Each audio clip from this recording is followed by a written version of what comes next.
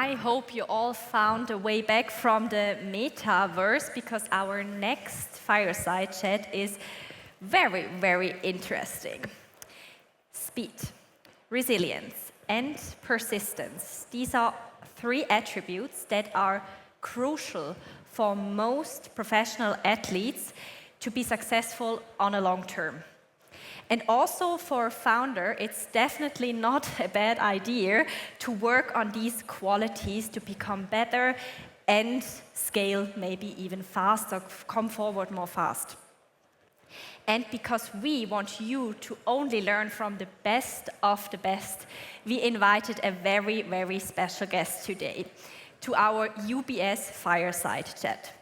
She is the current holder of the Swiss national record in the 100-meter hurdles discipline and won a bronze medal in 2022 and a silver medal in 2024 at the European Championships in this discipline. This special guest will be interviewed by the head of Wolfsberg Dialogue Program by UBS Center for Education and Dialogue. Please welcome with a warm applause with me, Ditaji Kambundji and Nils Walt.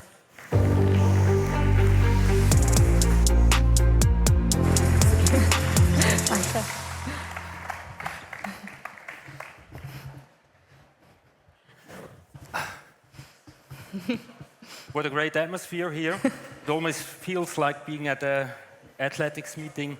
Didi, what makes you more nervous? Standing in the starting blocks before an important race, or being here on stage, being interviewed by a guy who doesn't know anything about your sport?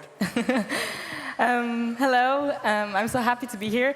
I think for me, of course, it's clear that the moments that are really important, the championships, the sport, is the moment that will make me more nervous. But yeah, I think I always say if something is really important, that's when you get nervous. Okay. Don't hate me. And I know it's not very charming to show you a red card right at the beginning, but does that trigger any memories? Yes, the red card does trigger any memories. I think I've had a red card. It was like 2 months ago at a competition in Zurich. It was Weltklasse Zurich. And I think that for me was a really hard moment because I was disqualified in front of a home crowd. But at the end, I was able to run under protest. And that was really important for me to run in front of my home crowd. So I was able to run, even though I was disqualified at the end. So I think that one was not such a great experience, but it's part of the game. I mean, that was your personal Granit Xhaka moment. Honestly, I didn't even know there were red cards in your sport. You were disqualified at the Diamond League meeting in Zurich, your home turf, as you just said, probably the most important race of the season next to the Olympics.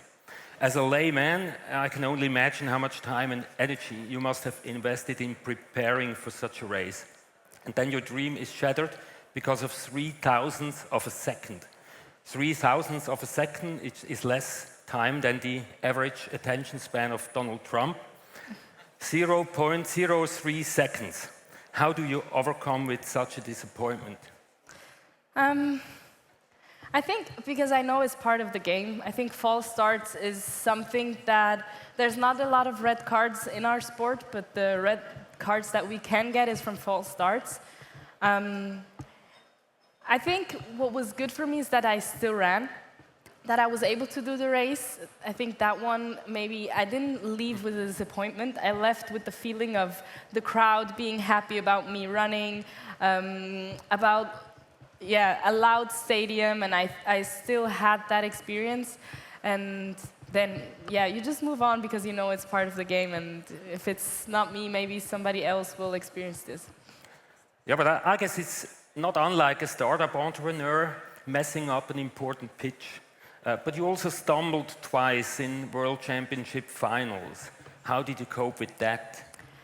I think those 2 times that I fell in the World Championship final those were the most difficult moments in my career. It was 2021 and 2022 in the beginning, and I think those were also moments where I realized what I have to change about my technique, about a lot of things leading up to a competition. And I think falling in my discipline, in my event as a hurdler is a bit also part of the game. You always see a final, you almost always see somebody fall, but still that you learn from that mistake and that I talk to my coach, what do I have to change, what do I need to do that I don't fall, and I think that one has made, I think I made the most progress from 2022 to 2023, and I think a lot of it is because of these mistakes. Yeah, when you analyzed that, was that more a question of technique or was it a mental thing? Both. I think the first thing was really the technique, and that I was still younger. I didn't have that great of a hurdle technique, and if you hit a hurdle, you will fall. That is what happens. But if you have a better technique, you can also how do you say it? There's also a lesser chance that you actually do fall if you have a better technique. You're more stable. You can handle the speed and the hitting of a hurdle better. So I worked a lot on that, and then mental, I think I was such in a state of mind of being really hyped, really nervous, really aggressive in a way, and that's when I learned that I really am not the type to be like this at a competition, but I'm way more calm and relaxed, and I need that calm to perform well for a competition, and I think that's what I learned from these mistakes. Mm-hmm. Mental strength is crucial for athletes, but also for entrepreneurs, especially when things go wrong. And how do you build, or how did you build up this resilience, which you just mentioned? I think a lot of it comes from experience. I think every single international championships that I went to, I was able to learn something, and I was able to take something from that competition and make something better for the next one. And I think the mental part is the biggest part. I think the first Olympics, you're so nervous, you cannot even perform. I mean, in my opinion, that was what it was like for me. It was so much more difficult, and then 3 years later, you're used to it. So I think a lot from the mental strength came from the experience. Mm-hmm. Do you also talk about setbacks with others? Do athletes have something like fuck-up nights, like the startup scene? I didn't know what fuck-up nights was until now, but I know what it is now. I think all we do is look at what is not great and what we can do to run faster next year. And we don't talk about a lot of time. It is really like a few hundredths of a second. But we always look for our fuck-ups and try to make them better next year. So I think it's always in fall, when the season is over, we sit down with our coach. We talk about what was good, we talk about what was bad, and what we have to change. And then it's kind of like Happy New Year, we'll start the new year in fall. So you have fuck-up nights, you just don't call it like that. No, but in sports, as in business, one needs clear goals. What goals do you set yourself, and what strategies do you have to focus on them? I think I've always had really big dreams, and I really wanted to achieve. I really want to achieve a lot in my sport, and then to set goals, I think it comes naturally. I think the interesting part about sports is when you achieve one goal, you can set another, and then another, and then another, and even if you win a gold medal, the next time you can win the gold medal with a better time. So there, of course, we have like some end goals and some end dreams, but every year I try to set new goals that are achievable and then go from there. I'm impressed. I mean, when I was your age, 150 years ago or so, I didn't know what focus is, and so when I got you right, you also define kind of milestones to reach your goals step by step, right? How do you structure this? I don't think like setting goals for us is like in the beginning of the season we say, okay, we want to achieve that. I think it comes really naturally, and I also think it's something that I do for myself. And I also think sometimes the goals that you speak about publicly are maybe not the same goals that you set for yourself. I think you always have like the dreams that live in yourself, and then the goals that you're comfortable with sharing with the public. But yeah, I think that's something that comes naturally to me, that I always want to be better than the year was before, and there's always somebody who's currently faster than me, so there's a lot of people I can still beat and still be faster. Mm-hmm. I think most entrepreneurs know times when literally everything goes wrong, when there is no progress. Did you also have such phases in your sports career when you trained hard as you could, but you realized there is no progress at all?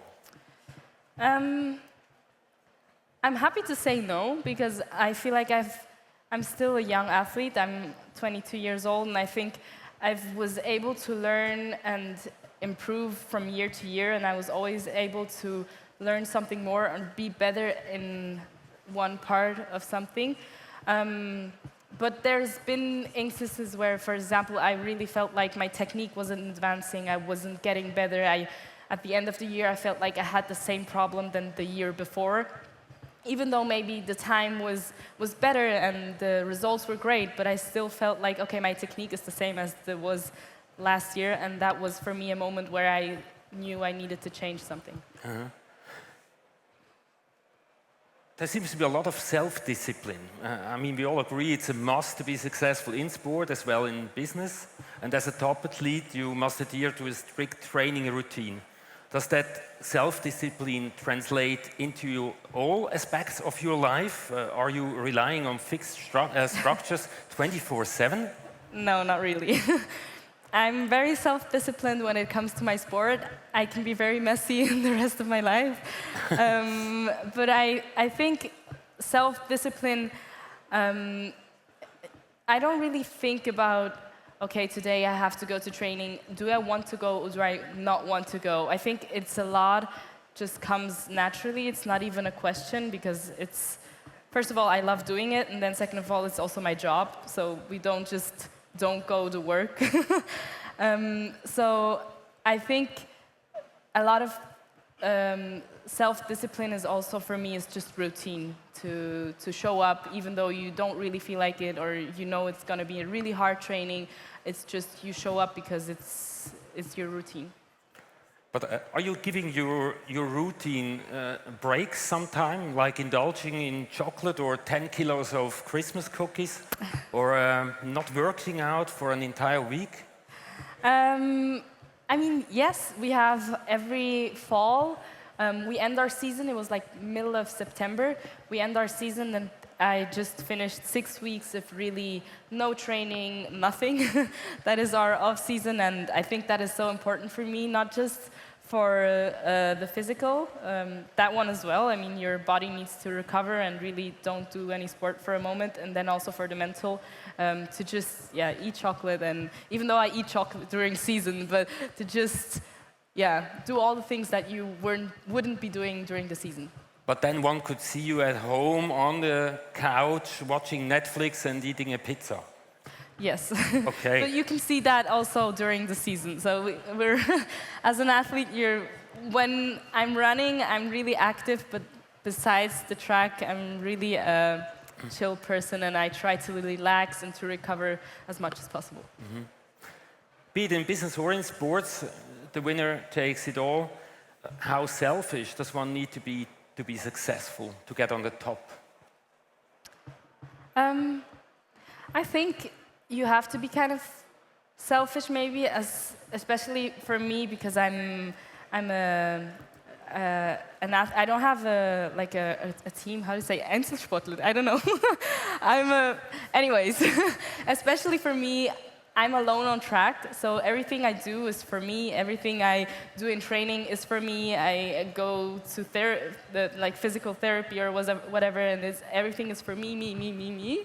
And I think that sometimes is also a bit exhausting, but it's really nice that I'm really grateful to have a big team around myself, with my coach, with my training partners, with my like the whole medical team. And even though at the end of the day, I'm alone on track, everything around it is you work in a team. As you said, I mean, you're in a single sport, I think, Einzelsport. It's not a team sport, let's take it this way. Single sport, thank you. 100-meter hurdles, but still you're part of a team of peers, coaches, other staff.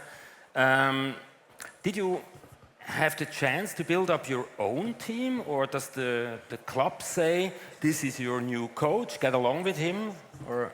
The good thing for us is really we can make our own team. We can have our own team, and it doesn't really matter. You don't have to have teammates or the coach from the federation or whatever. At the end of the day, you just have to show up and run fast, and it doesn't really matter how you get there. So we're really free with that, and that gives us a lot of liberty. And I think that's really important. I have my team I'm really lucky because I have an older sister. She's 10 years older than me, and she has a lot of experience in the sport. And I was really able to have a lot of great people from her team that now also became my team. And I think for me that was really important to be able to make big progress at a young age.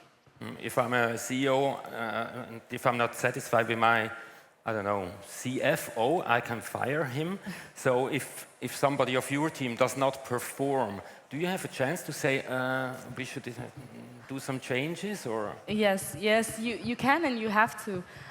Because at the end of the day, it's your career, and if something is not working out the way you want it to, or if maybe you cannot learn as much from your coach or whoever that you would like to, then maybe it's time to find someone else. Yeah. Okay. As sad as it is, but we all know you can't be a professional athlete forever. I mean, even worse, an injury could end your career right now or overnight. Like a startup that puts all eggs in one basket and then suddenly fails. I mean, do you have a plan B? Right now, not really. But, well, I mean, I have a plan. I know that I cannot do my job forever, and I feel like I'm going to be the first one in this room to retire, probably. And so I know I have maybe 10, maybe 15 more years. But then also, I know I'm still young, and I want to focus on my sport, and I want to be 100% in my sport. So as of now, I don't have the plan B. But I'll figure it out when it's time. I'm open for suggestions. You could become a professional military person. I mean, you did the military service, right? The Sportlerrekrutenschule, right? Yes. Yeah, that was 2 years ago. I was like at the Spitzensport RS, yeah. Did you want to do that, or did you have to? No, yes. It's for us as athletes, it's a really good way to be financed by the army and be able to do your sport professional and have that stability, that financial stability of the army. And that was kind of our way, to represent the army in our own sport internationally. So it was definitely more sports than shooting and other things. Yes, it was okay, good. like 95% of this was sports. When you say, okay, maybe you have 12, 15 years more to do, for your active sport career, and what comes after that? Could you imagine becoming an entrepreneur, founding a startup? Maybe. I still have time, so maybe in the next 10 to 15 years I have a great idea to build a startup, but as of right now, I'm really focusing on my sport. Okay. So now I think we have some time for a couple of questions out of the of the audience.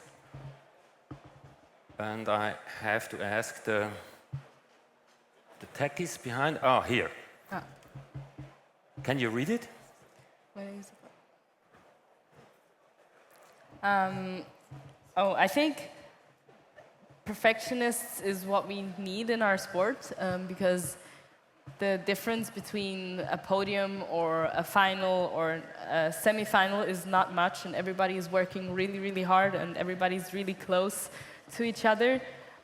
So you have to be a perfectionist to try to find what you can change, and you always work on little things and try to be better. And like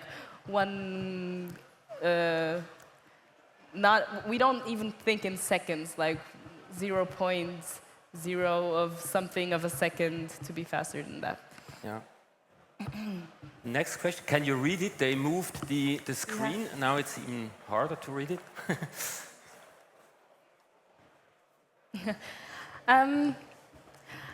I think for me, when I'm at a competition and I'm really there and I think, okay, I really want to run because I'm really excited for it and I have fun, that is kind of what makes a good race for me. So if I'm in the stadium, the crowd is loud, and I feel like, okay, this is great, this is what I love doing, then it's a good race. So I do a lot of what I do with fun. How do you manage your energy levels during long competitions? I think that's a funny question because my competition is not really long. But at the Olympics, you have the qualifying, yes. the semi-finals, finals, which is long for you as a sprinter, yes, right? that is. So if you do multiple rounds, your competition can be over 1 to 3 days. And I think the energy levels,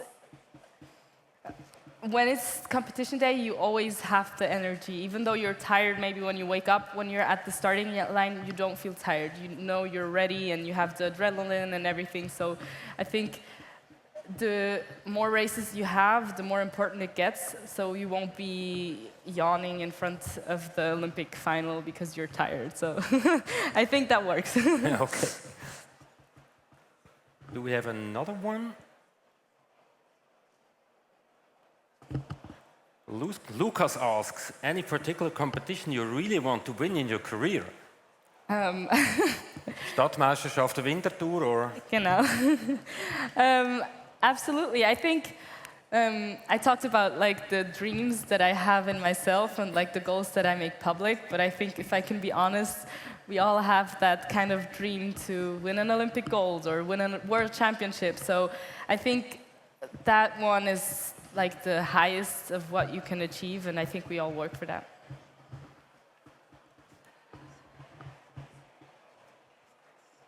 How do you prepare mentally for competitions? I think mentally I prepare when it's. I really like to meditate before a competition. I think that is something that always brings me down, calms me down. That is something that I like doing. I really don't want to be the nervous person at the competition. I really try to be chill and like easygoing and not really nervous. So I think meditating is something that helps me. And yeah, I think also talking about the competition, talking to my sister about a competition always is something that really helps me. When you go to the start blocks before a race, do you watch the others or are you totally focused on yourself? No, I'm totally focused on myself. I don't really have time to watch somebody else. Before, I try to just focus on myself. Maybe I hear the crowd, but other than that, it's just me and the 10 hurdles. Okay, now, this is a nice one. What advice can you give to stressed startup founders? To stress people anyhow. Well, I think it's difficult for me to give an advice to somebody who has a startup because I don't have a startup, so I don't know.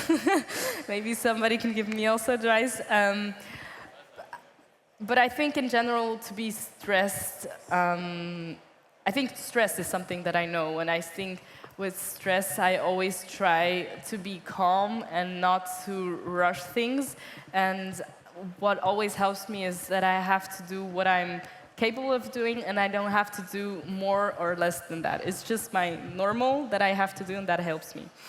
Yeah. You told me before that actually you started with the 110-meter hurdles a couple of years ago only. Before you did something different, I think several disciplines. Yes. And what brought you to that decision? Was it because it's fun, or because because you have a special talent, or because the competition is smaller, or? No, before I used to be a heptathlete, and a lot of people in track and field try to do a lot of different events as a kid, and you try everything and you like everything. So I did that for a long, long time. And then in 2020, I had to pick something. Well, I didn't have to pick something, but it made sense for me to focus on hurdles because first of all, I loved the hurdles. It was really the event that I loved the most and that I saw the biggest challenge in also, and the technical aspect, and it was the most interesting for me. And then also I had the most potential rather than in other events, and that's how I choose the hurdles as my event. Yeah. I think we do have another one. Patrick asks, in your opinion, is it better to set yourself very high ambitions or more realistic goals? I think kind of both. I think you have to set yourself high goals and believe in what you can achieve. But then maybe you need also a goal in between that is reachable, and not that the other one isn't reachable, but maybe it's reachable in 4 years. And if in between you also have a lot of milestones that you can achieve. But in the end, I think it's always great to have big dreams, but on the way to the big dreams to be kind to yourself and also be happy and look at where you came from and what you have achieved already. Okay, I think we can take one more question. How important is it for you to have professional athletes as your sister? A good one. Do you share a lot during the season? Yes, as I said before, for me, my sister is so important. I've learned so much from her, and I've gained so much from her experience also in the sport. And I think now that we've been training together for, I think it's the 3rd year now, or maybe it's even more, I've learned so much, and it's so great to share all of that with her. I mean, during the season, maybe at the Olympics, we shared a room together, and I have that piece of home that I can bring to a competition, or that she can bring to a competition, and that we can share these special moments with each other. And yeah, we're always together at these competitions, so that is great for me. So she seems to be both mentor and best friend to you, right? Yeah, I think so. I think really we are sisters. First of all, we're sisters, and we'll always be sisters. And I have 2 more, so we're 4 girls, and we are so close. But to have an example in the sport like my sister with me is really, really valuable for me. Okay. Our time is up. We still have 3 seconds. 2, 1, 0. Thank you very much, Didi. It was an honor and pleasure to interview you. We all wish you a lot of success. Thank you so much. For everything that will come, and we see you again in 4 years as an Olympic gold medal winner, right? Hopefully. Okay, thanks. Thank you so much. Thank you. Merci. Genau. Danke.